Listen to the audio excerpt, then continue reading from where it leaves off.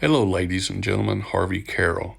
The Ukrainian legislature recently passed a law setting aside 2 billion hryvnia a year for the next 4 years to build 25 industrial parks. That money will pay partial or full interest payments, as well as giving the incentive for local governments to raise their budgets to 10% for industrial development.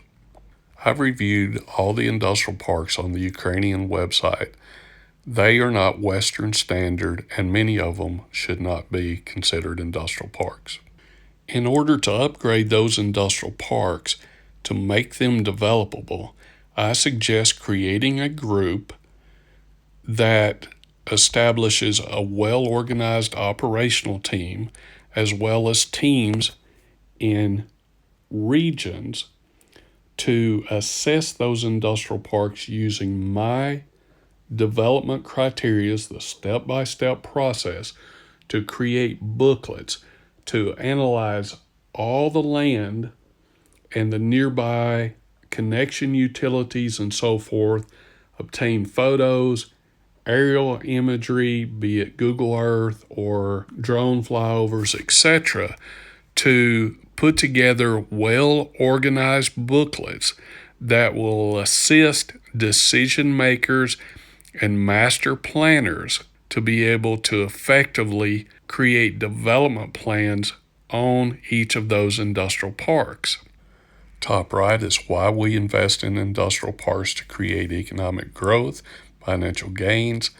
Then top left, how the development process is done from conception to completion. And then lastly, construction of buildings and the budgets, project management.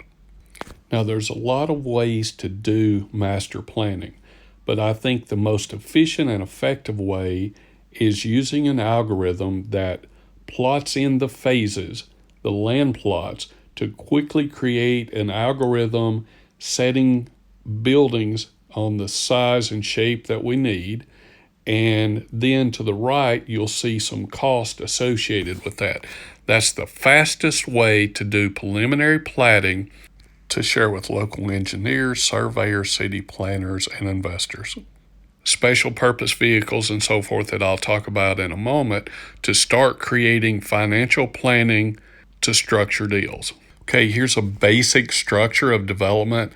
The government agreements, if any, then your special purpose vehicle, how you're going to structure that, and then your subcontractors dealing with construction and operations.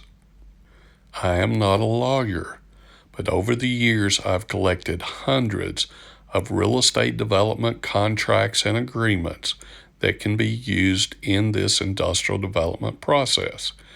All we have to do is work with the lawyers to use these documents to structure the special purpose vehicles, the consortium financing, the syndicated and PPP financial structures. I call this the documents $2 process. Structuring those deals is not just a pretty picture. I have a business degree specializing in real estate and finance and master's work in business, plus years of land development experience. It takes years to be able to learn how to package those projects. Lastly, a brief on deal structuring.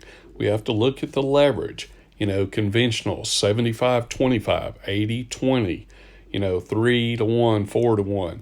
But industrial development may have 2-1. You may only be able to get 66% and 33% equity positioning.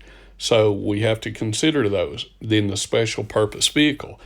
Who and how are we going to structure those? I have an idea with the step-by-step process, as I mentioned, and my experience in doing these type of projects. But, it's a lot of complex math and a lot of organization. And also, if we're going to do PPPs, how's the local government coming in? What are they going to bring to the table? And then the state government of Ukraine, what are they going to be able to do, and who will they pay that credit relief to? Will it only be banks and such, or will they pay SPV partners as well? Ladies and gentlemen, thank you, and I look forward to doing business with you.